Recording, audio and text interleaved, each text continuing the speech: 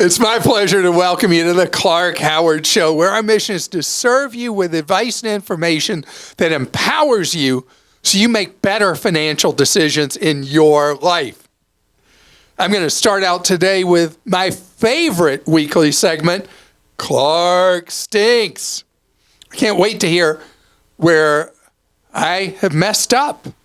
Also today, do you use your apps to get points on free items at places or discounts?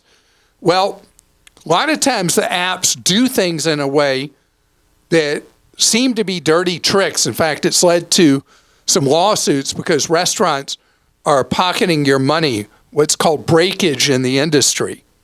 And I'm going to tell you about a lawsuit concerning this, and there's two perspectives on this. First, I'm going to tell you why businesses do it. It's not necessarily sneaky, underhanded, and dirty, but that the results are actually dirty. We'll talk about that.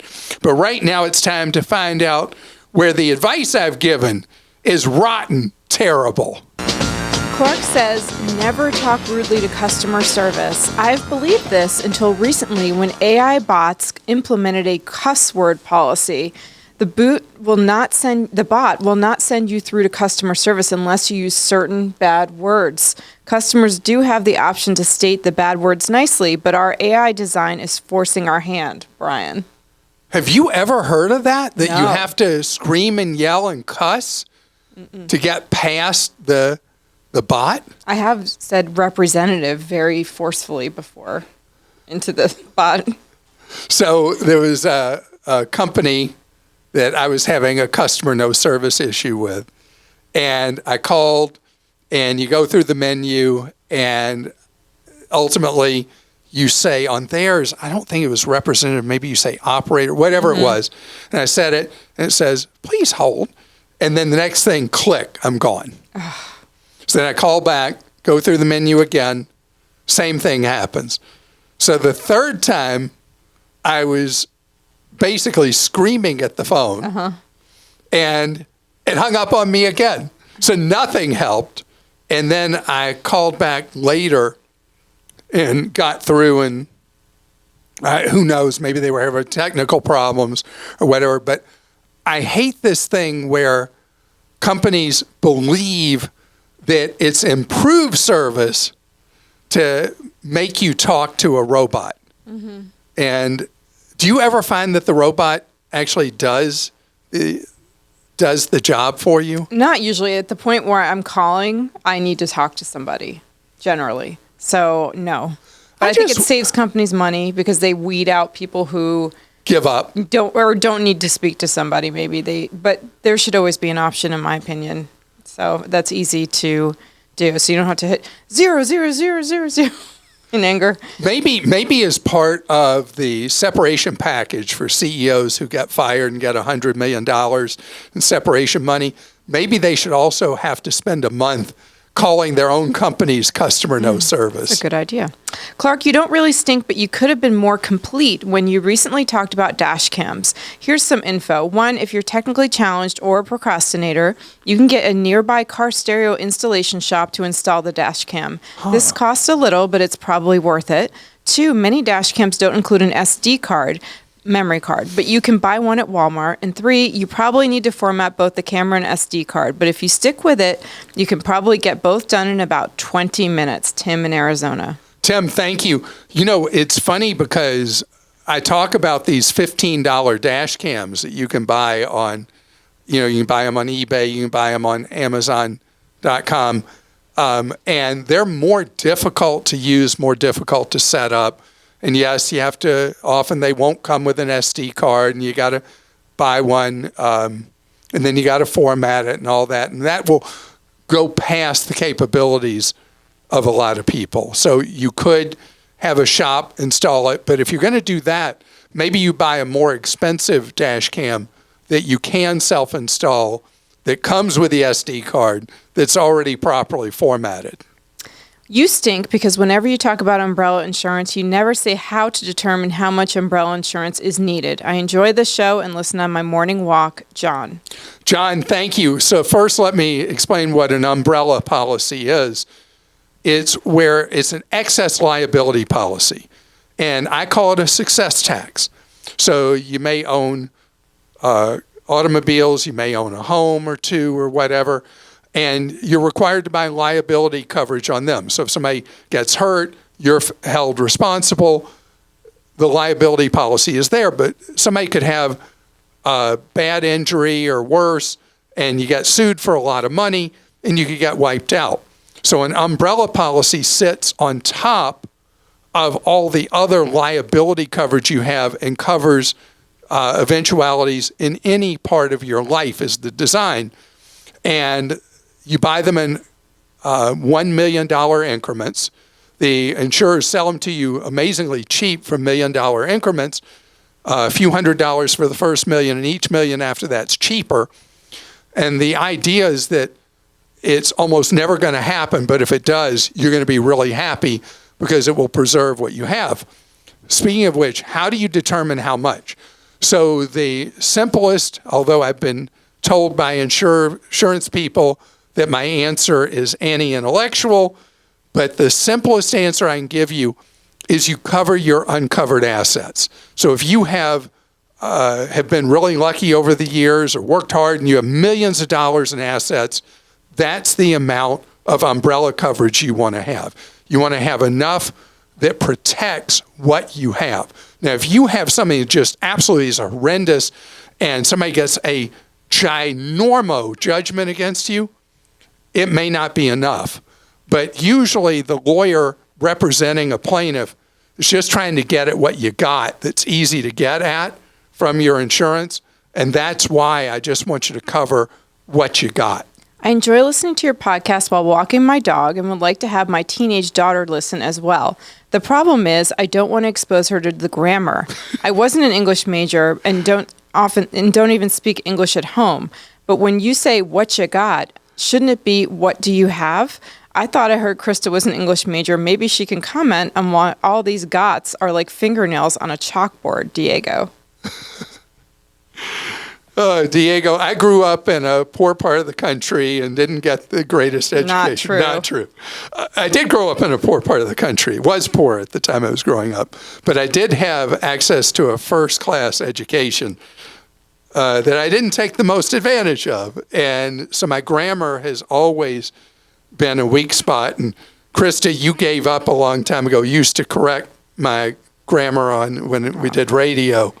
And maybe you should do that again as Diego. I think what you got is fine. It's just I use a lot of slang, shortcutting phrases, a lot of, I've always thought of what I do as like the concept of talking to a neighbor over the fence. Mm-hmm. I've always thought of it as so often things talking about your wallet, about money, they're way too stiff, they're way too formal. Those of you who watch the YouTube show see how I'm dressed. Those of you who see me on the television stations that air me around the country see that I'm the only guy on TV other than maybe a sportscaster. I'm just in a golf shirt. Everybody else is in a really fancy suit. My thing is that I want to break that wall. And so the casual nature of how I present is actually part of making it more comfortable to talk about topics that a lot of times are talked about in ways that I find are off-putting or uncomfortable for people. Plus, you don't wear suits. You don't even wear golf shirts normally, and you wear T-shirts. That's you. I wear T-shirts. My buddies at the bagel shop laugh, what Cozumel T-shirt am I wearing today? So the Cozumel T-shirt thing I should explain. I'm able to buy 8 T-shirts for $20, $2.50 each in the port at Cozumel. And so I wear those as my workout shirts, if I'm doing a project around the house, that kind of thing. So my wardrobe, I don't spend a lot of money on. The dishwasher debate over whether or not to rinse the dishes before loading needs to be addressed from another angle. I have never washed before loading, trusting my newer model machine to do what it's supposed to do. Recently, I've had issues with grit on my dishes after the 2.5-hour wash cycle. So I investigated. 2.5 hour? I investigated by taking a flashlight and looking down into the drain area where the food gets chopped up and washed away. I was horrified by what I saw. But oh no, that wasn't the worst. I did a YouTube search on how to clean my filter and did just that. It was something out of a horror movie. My stomach turned in thinking that my dishes were being washed with all of that down there. After spending 2 hours cleaning and sanitizing my dishwasher, which included using a toothbrush in all of the nooks and crannies of the racks, rails, small parts, etc., then putting it all back together, I ran a cycle with vinegar in a bowl on the top rack. I no longer have a gritty residue issue. It's recommended to do this 2 to 3 times a year if you don't pre-rinse, and once a year if you do. And that's from Leanna. Leanna, so all right, help me out here.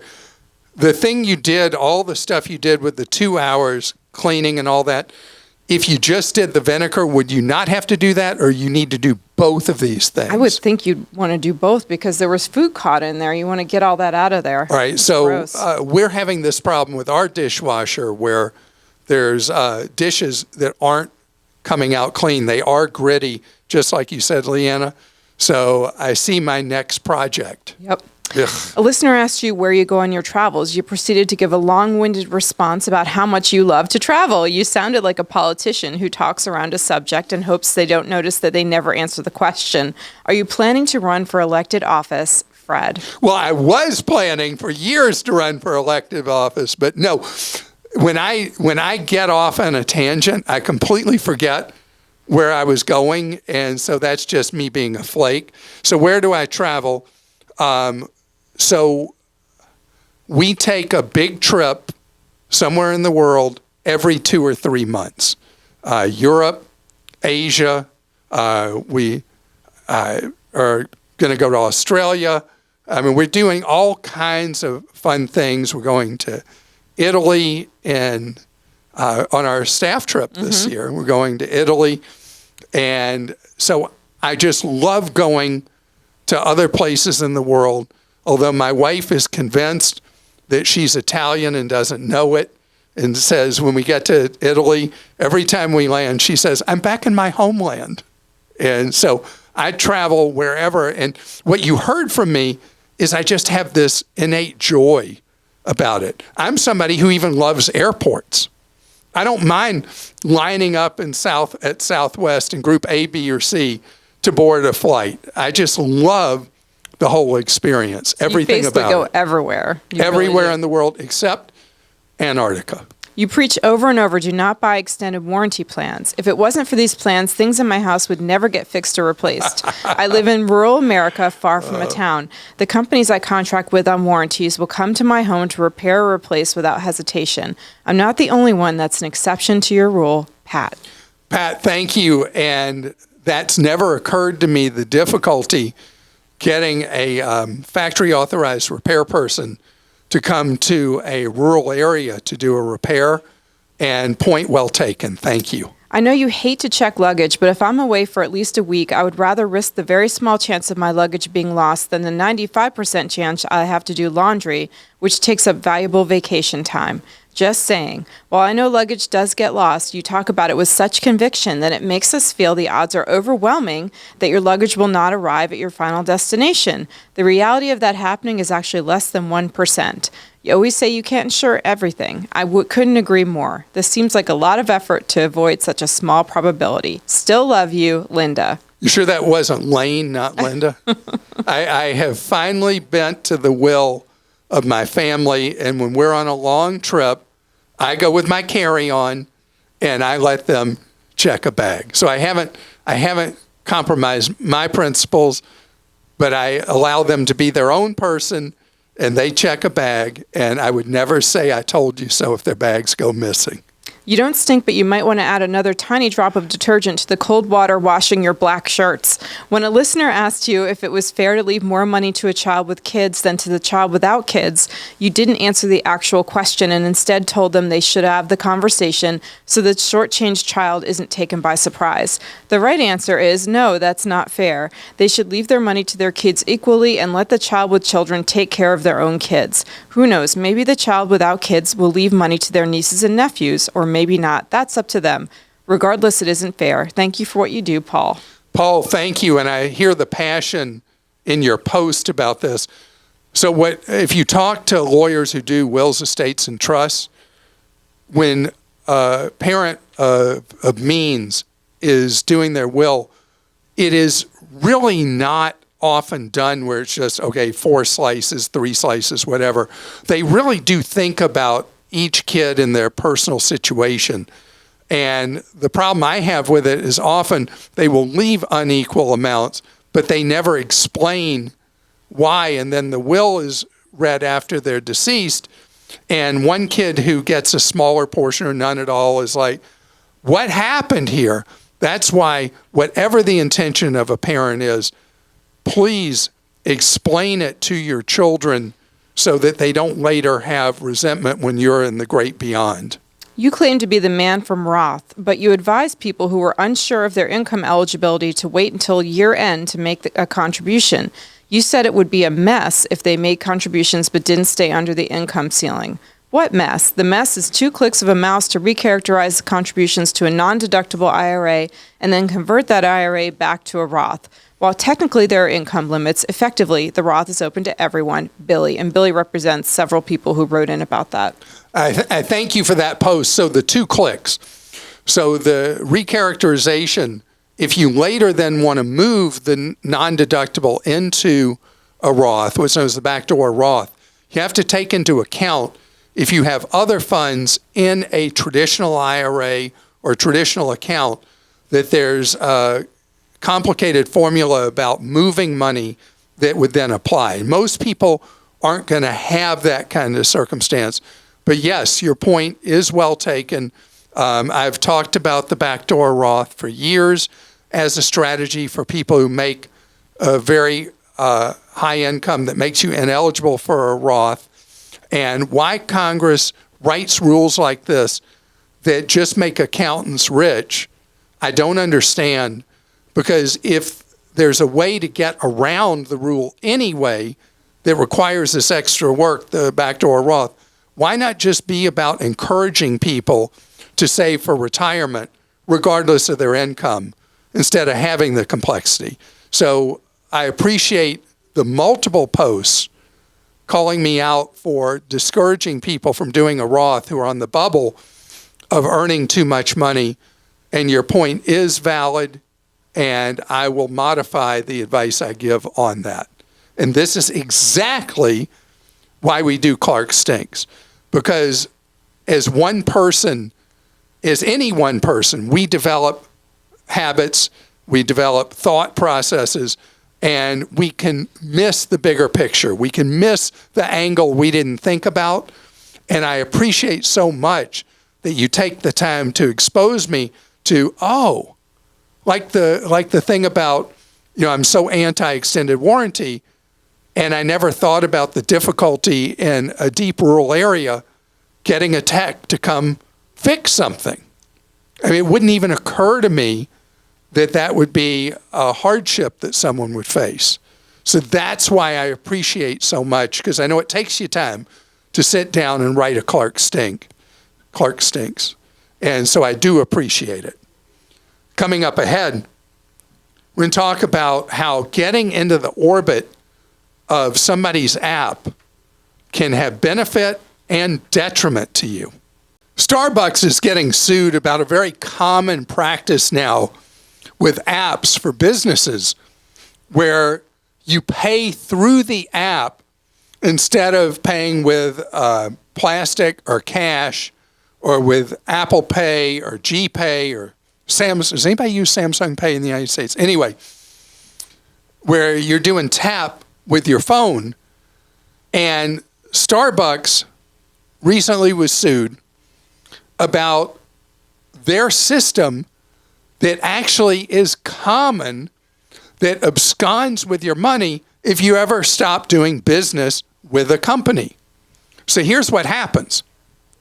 So if you are someone who's a regular Starbucks person, regular Chick-fil-A customer, regular Whataburger customer, whatever, and it doesn't have to be fast food, it could be any of a variety of things, and you load stored money onto the app, and that's how you pay.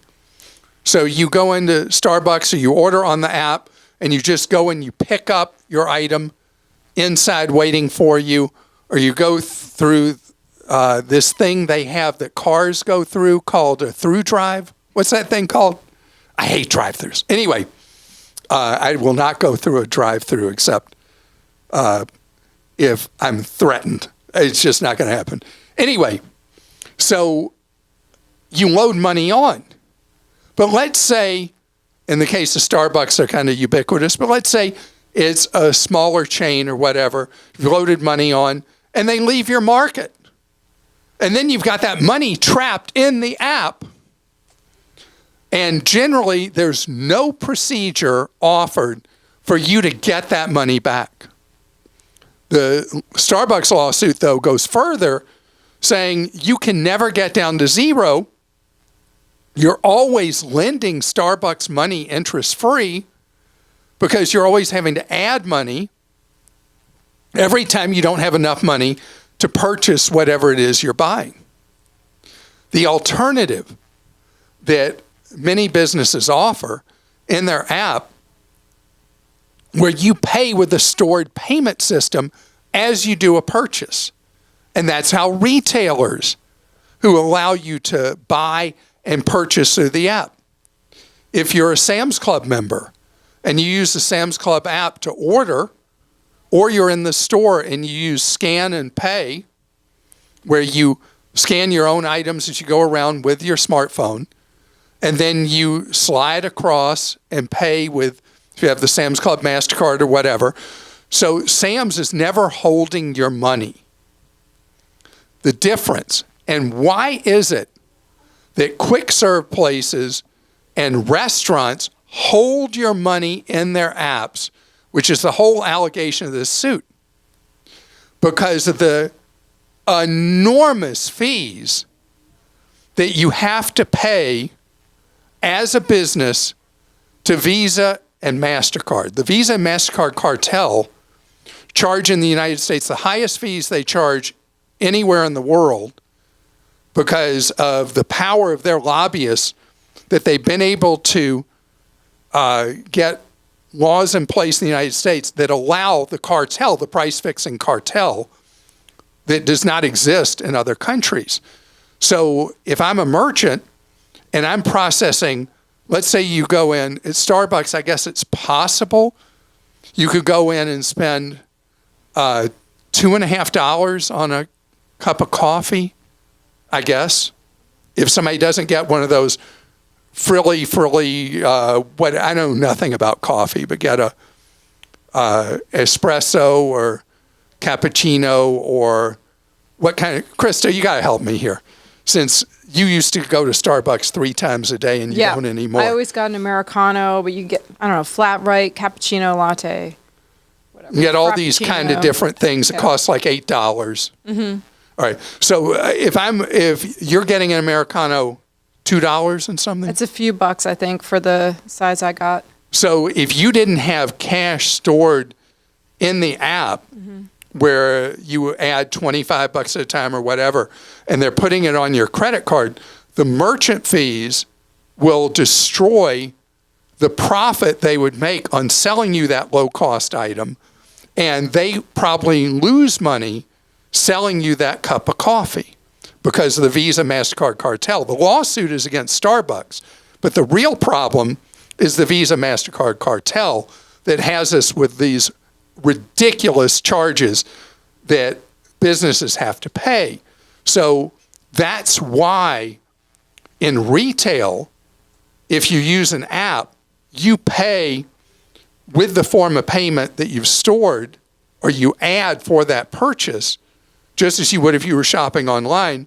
And so it's a much higher ticket, and the Visa MasterCard cartel fees have a much smaller impact on the profitability of that business, where in a quick serve restaurant or fast food restaurant or whatever, those merchant fees are so large. That's why they get you to add money, usually in a $25 or $50 block, and nobody's resolved how you get that money back out of the system if you no longer want to do business with that place. So you use some apps. I know you have the McDonald's app, right? And Chick-fil-A, do you do this? McDonald's charges per transaction. Oh, okay. So they figured it out. McDonald's is not, so McDonald's, maybe because of their size, has been able to go to the cartel and negotiate much lower fees, maybe They do because that in they're a so dark room? large. Probably. Some warehouse. Who knows? But pretty much everybody else charges you the block of money that you then work against. Okay, we'll go to questions. Susan in Florida says, I've read the best high yield savings account information on Clark.com. There are many banks listed. Since I've never heard of, and I've never heard of before. Before I put my hard-earned savings in an online bank, I'm worried about customer service or lack thereof. Can Clark provide any information on who has the best customer service of all the banks listed? Cannot. So we're listing a lot of more obscure financial institutions in those surveys of the best rates on savings and CDs. Our special emphasis on online savings accounts. And the reason we don't do a filter like we would with other service providers is we almost non-existent are complaints about customer no service with online savings accounts. Online savings accounts are not transaction-heavy accounts. Basically, you open one, you put money in, at some point you pull the money out.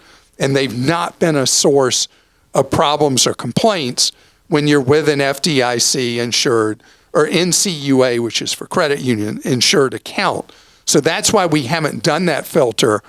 If you were doing a checking account somewhere, that's a whole different thing.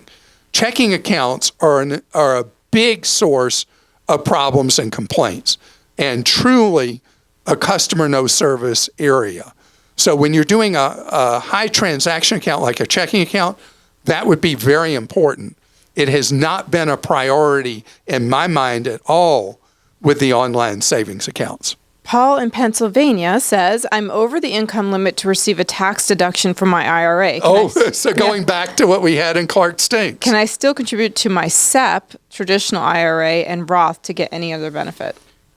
So first of all, SEP, yes. The SEP is not subject to income limits. You have self-employed income. The SEP is a great way for an entrepreneur in a great year for your either side business or principal business to put great amounts of money into. If your self-employment income comes from a one-person entity, you can also look at doing a self-employed 401k, which is a wonderful vehicle that you can set up for free with any of my three favorite children and pay no fees for the administration, the creation of, or whatever, of that self-employed 401k, which is a seldom used device to save by people who have a one-person entity, but you actually should be putting high priority on.